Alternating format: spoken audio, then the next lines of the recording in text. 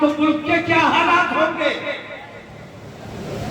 इसीलिए मैं कहता हूं कि वो तमाम लोग मुसलमानों के दुश्मन नहीं है, वो हिंदुस्तान के दुश्मन है।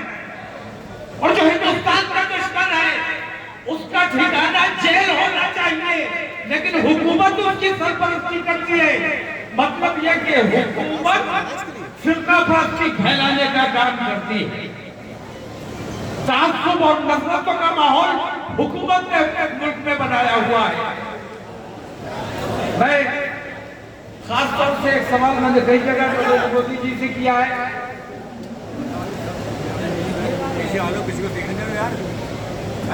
नरेंद्र मोदी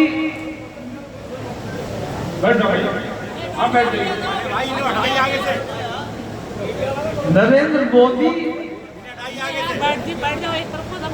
मुल्क के प्रधानमंत्री हैं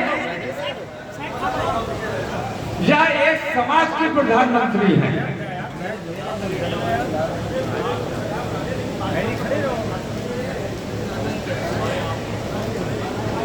नरेंद्र मोदी ने अपने तरीके से ये साबित किया है कि वो सिर्फ सनातन के प्रधानमंत्री हैं। अब मैं ये कहता हूं कि कभी आर्य समाज की बात क्यों नहीं करते, कभी आदिवासियों की बात क्यों नहीं करते? क्या ये हिंदू नहीं है? अगर हिंदू राष्ट्र की बात भी करते हो तो तुम ये बताओ कि बाकी तमाम लोग जो हिंदुस्तान में बसते हैं, जो गैर मुस्लिम है, उन गैर मुस्लिमों की बात नरेंद्र मोदी क्यों नहीं करते? क्या वो सिर्फ सनातन के प्रधानमंत्री हैं, आर्य समाजियों के प्रधानमंत्री नहीं है, आदिवासियों के नहीं है, दलितों के नहीं है?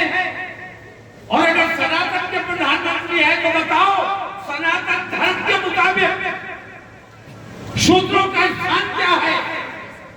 वो हिंदू है या नहीं है? मंदिर में जाने की इजाजत है या नहीं है? राजधर्म का पालन करो। तुमने जो तरीका इख्तियार किया हुआ है ये हमारे मुल्क का तरीका कभी नहीं था। हमने कभी हिंदू मुसलमान की बात नहीं की, हमने हमेशा एकता और भाईचारे की बात की है, प्यार मोहब्बत की बात की है। हमने मुल्क के नेता को अपना नेता माना है, हमने गांधी जी की क़यादत कबूल की और तमाम हिंदुस्तानियों को कबूल की। हमने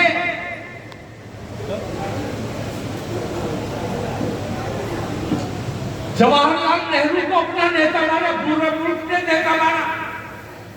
हमने लाल बहादुर शास्त्री को अपना नेता माना, हमने इंदिरा गांधी को अपना नेता माना। मैं कह रहा हूं तमाम हिंदुस्तानियों ने, मैं अपनी बात नहीं कर रहा हूं, तमाम हिंदुस्तानियों ने अपना नेता माना। उसमें हिंदू मुसलमान की कहीं कोई तफसील नहीं थी। लेकिन आज का माहौल में देखता हूं प्रधानमंत्री है तो पूरे मुल्क में प्रधानमंत्री होना चाहिए। अगर वो सिर्फ सनातन का प्रधानमंत्री है तो उसे जाकर किसी मठ में बैठना चाहिए, किसी मंदिर में बैठना चाहिए। हमारे देश की सत्ता पर उसका कब्जा कतई नहीं जाएगा।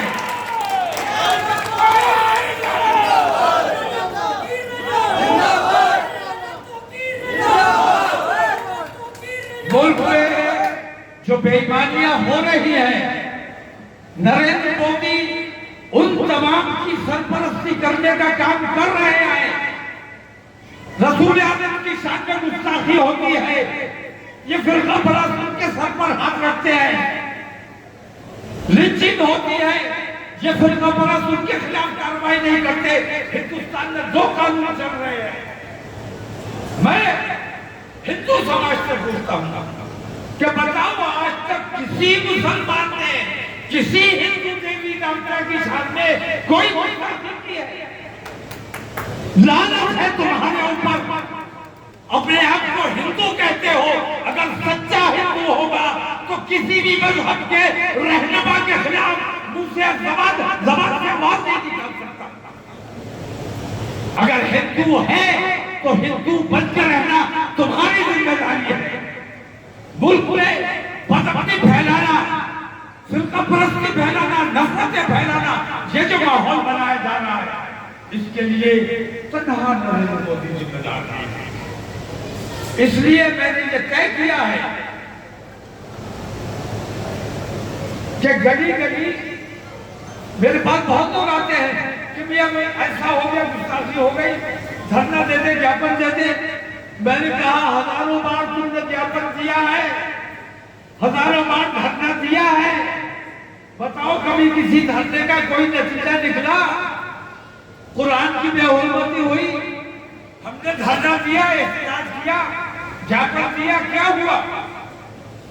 अब कोई धरना नहीं दिया जाएगा, अब जवाब दिया जाएगा।